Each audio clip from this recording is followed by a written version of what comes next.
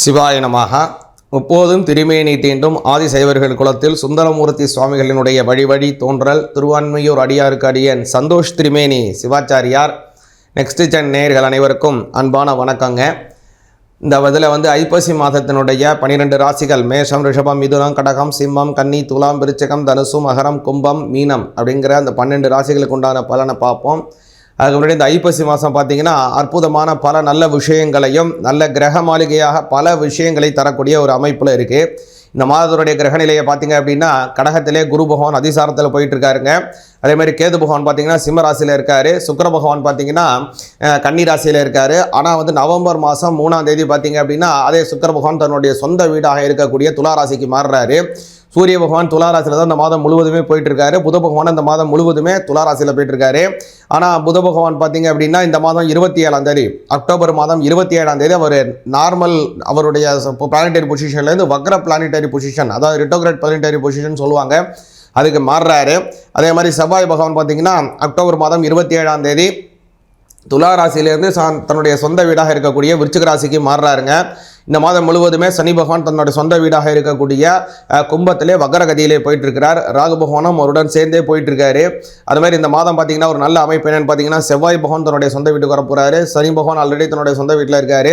அதே மாதிரி சுக்கிர பகவானும் தன்னுடைய சொந்த வீட்டுக்கு வரார். முக்கியமாக 3 கிரகங்களும் தன்னுடைய சொந்த வீட்டில் ஆட்சி கிரகங்கள் பண்ணக்கூடிய அமைப்பில் இருந்தாலும் இதை இந்த சூரிய பகவான் பார்த்தீங்கன்னா துலா ராசியிலே அவர் நீச்சம் அடைஞ்சு இருப்பார். அதனால் நீச்ச ஸ்தானத்தில் சூரிய பகவான் இருக்கக்கூடிய அமைப்பில் போயிடாரு. இதை ராகு பகவானுடன் சனி பகவான் சேர்ந்து போகக்கூடிய அமைப்பில் இருக்கிறதுனால காற்று அமைப்பில் கொண்டது அந்த இடம். அந்த ராகு பகவானுடன் சேர்ந்து போகிறதுனால காற்று சார்ந்த சில உடல் உபாதைக்கு இருக்கிறவங்களுக்கு ரொம்ப கவனமாக இருக்கணும். முக்கியமாக சுவாச கோளாறுகள் அல்லது வாயு சார்ந்த சில உடல் உபாதைகள் வயசானவங்களுக்கு இதெல்லாம் கொஞ்சம் கவனமாக இருக்கணும். அதே மாதிரி பார்த்திங்க அப்படின்னா இந்த சமயத்தில் அந்த செவ்வாயினுடைய ஆதிக்கம் தன்னுடைய சொந்த இடத்துல இருக்கிறனால நிலம் வாங்குறவங்களுக்கெல்லாம் ஓரளவுக்கு நல்ல அமைப்பில் இருக்குது. நிலம் வாங்கணும், விற்கணும், அல்லது நிலத்தை முதலீடு செய்யணும், புதிய இடம் வாங்கணும் அப்படின்னு நினைக்கிறவங்க, இல்லை ரியல் எஸ்டேட் துறையில் இருக்கிறவங்க, எலக்ட்ரானிக்ஸ் துறையில் இருக்கக்கூடியவங்களுக்குலாம் நல்ல பொருளாதார வளர்ச்சி அடைய போகிறாங்க இந்த வருஷத்தில், இந்த மாதத்தில்.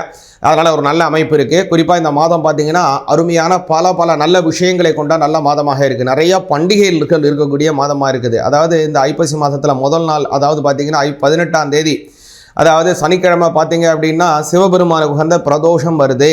அதுக்கு மறுநாளே பார்த்திங்கன்னா அதாவது அக்டோபர் மாதம் 20ஆம் தேதி தீபாவளி பண்டிகை வருது. அதே மாதிரி அக்டோபர் மாதம் 21ஆம் தேதி செவ்வாய்க்கிழமை அமாவாசை, முன்னோர்களுக்கு தர்ப்பணம் செய்வதற்கு ரொம்ப உகந்தமானது. அதே மாதிரி பார்த்திங்கன்னா அன்றைய தினம் கேதார கௌரி விரதமும் அருமையாக இருக்குங்க. அதே மாதிரி அக்டோபர் மாதம் 22ஆம் தேதி புதன்கிழமை ஆரம்பித்து அதே மாதிரி அக்டோபர் மாதம் 27ஆம் தேதி திங்கட்கிழமை வரை முருகப்பெருமானுக்கு மிகவும் உகந்தமான கந்த சஷ்டி வருது. இந்த கந்த சஷ்டி விரதம் இருந்து முருகனை வேண்டணும் அப்படின்னா வம்ச அபிவிருத்திகள் கிடைக்கும். அது மட்டும் இல்லை, ரொம்ப நாளாக வீடு கட்டணும்னு ஆசைப்படுறவங்க நிச்சயமாக வீடு கட்டுவாங்க. அந்த மாதிரி ஒரு அமைப்பில் தான் இந்த கந்த சஷ்டி இந்த வருடம் வருது.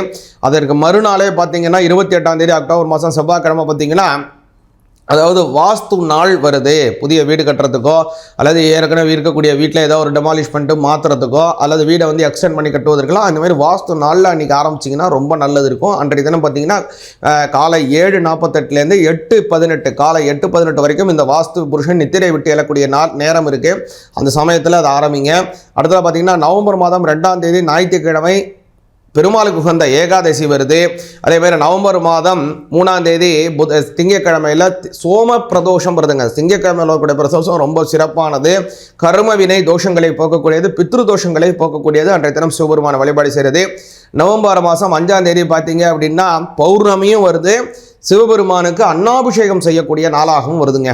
அந்த அன்னாபிஷேகம் செய்ததில் என்ன சிறப்பு அப்படின்னு கேட்டிங்கன்னா கடல் ஜீவராசிகள், நீரில் வாழக்கூடிய உயிரினங்கள், அவங்கெல்லாம் ரொம்ப அற்புதமாக நல்லா இருக்கணும்.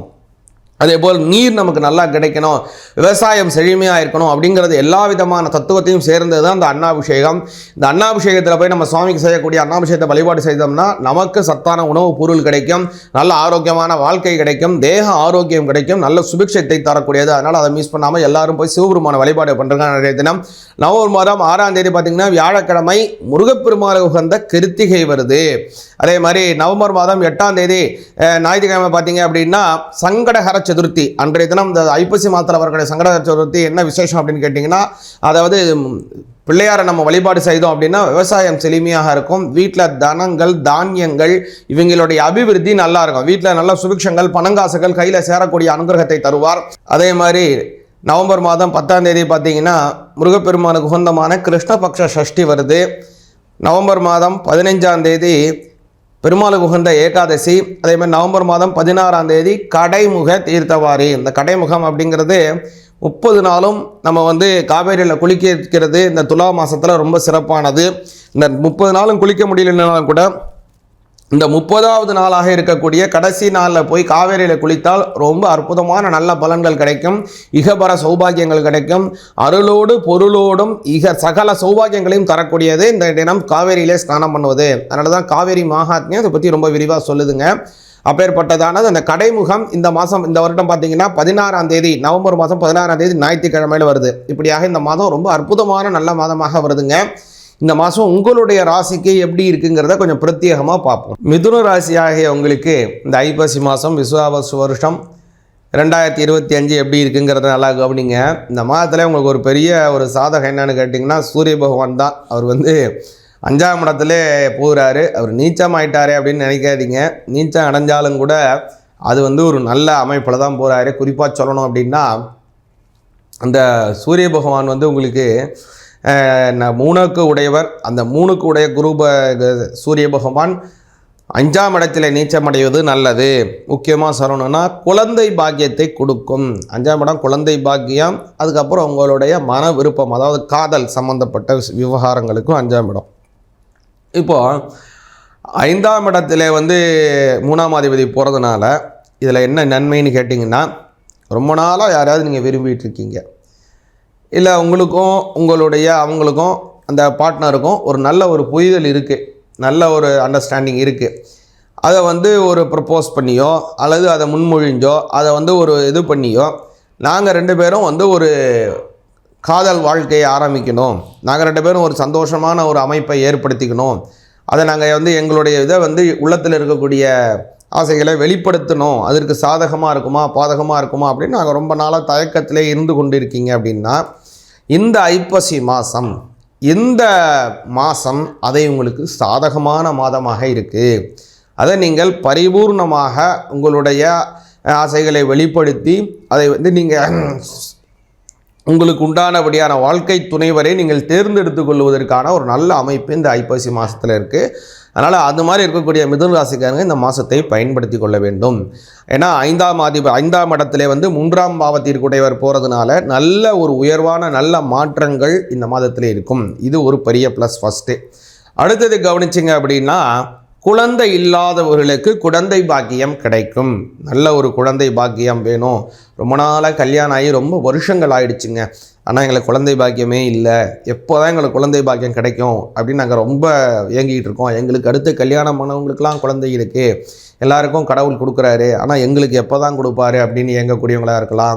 அல்லது ரொம்ப யார் எங்கே சொன்னாலும் போயிட்டு வந்துட்டுருக்கோம் சுவாமி, யாராவது இங்கே சொன்னாங்களா உடனே அங்கே போகிறோம், இந்த ஹோமத்தை பண்ணுன்னு சொல்கிறாங்கன்னா அந்த ஹோமத்தை பண்ணிடுறோம் சுவாமி, இங்கே போய் பார்க்கணுன்னு சொல்கிறாங்க இவங்களை போய் நான் பார்த்துட்டு வந்துடுறேன் சாமி, என்ன பண்ணிதுன்னு நம்ம எடுக்காத விரதம் இல்லை சுவாமி, எல்லா விரதமும் எடுத்துட்டேன், ஆனால் எப்போ தான் சுவாமி எனக்கு குழந்தை கிடைக்கும் அப்படின்னு நீங்கள் வேண்டவங்களாக இருந்தாலும் சரி கவலையே படாதீங்க. இந்த மாதம் 5ஆம் இடத்திலே சொல்லக்கூடிய சூரிய பகவான் இது ஒரு பெரிய நீச்ச பங்கமான ராஜ யோகத்தை தரக்கூடிய இடத்துல உட்கார்ந்துருக்காரு சூரிய பகவான்.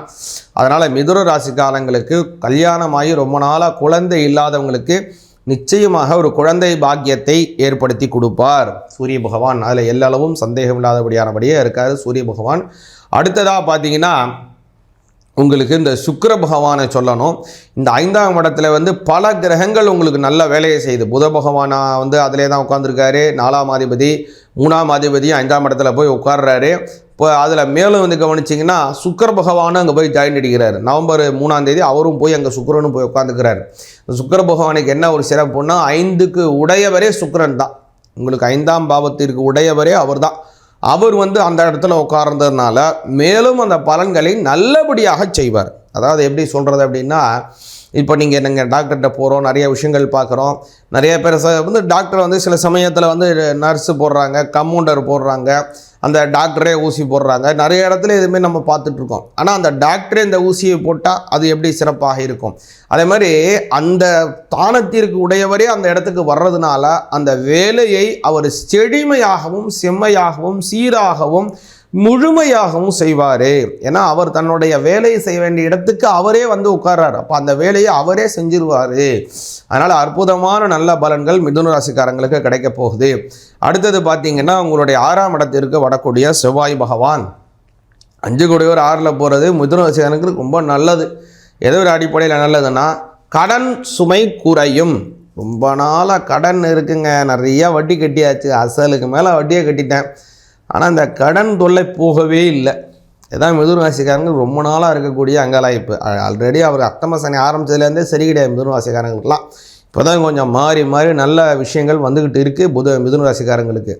அதில் ஒன்றே மட்டும் அவங்களால இன்னும் டக்குன்னு வர முடியாது. என்னென்னா கடன் தான் மிதுன ராசிக்காரங்களுக்கு. அந்த கடனை எப்போ தாங்க செய்யலாம், சரி பண்ணலாம் அப்படின்னா, இந்த சமயம் சரி பண்ணிடலாம் நீங்கள். ஏன்னா 5ஆம் இடத்துக்குடையவர் 6ல் போய் உட்கார்றாரு. 5ஆம் இடத்துலையும் நிறைய கிரகங்கள் வலிமையாகுது.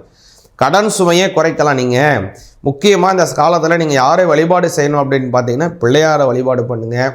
ஏன்னா கேது பகவான் உங்களுக்கு ஒரு நல்ல இடத்துல உட்காந்துருக்காரு. அதனால் பிள்ளையாருக்கு சங்கடஹர சதுர்த்தி இந்த மாதம் நவம்பர் மாதம் 8ஆம் தேதி வருதுங்க. அதில் விநாயகர் பெருமானுக்கு பழங்கள், தேன், இது மாதிரியான அபிஷேக பொருளை வச்சு அவர் வழிபாடு செஞ்சிங்கன்னா பிள்ளையாரோட ஆசீர்வாதம் நல்லா இருப்பீங்க. நல்ல ஒரு உயர் பதவிகள் உங்களை நோக்கி வரும். சிவாய நமः.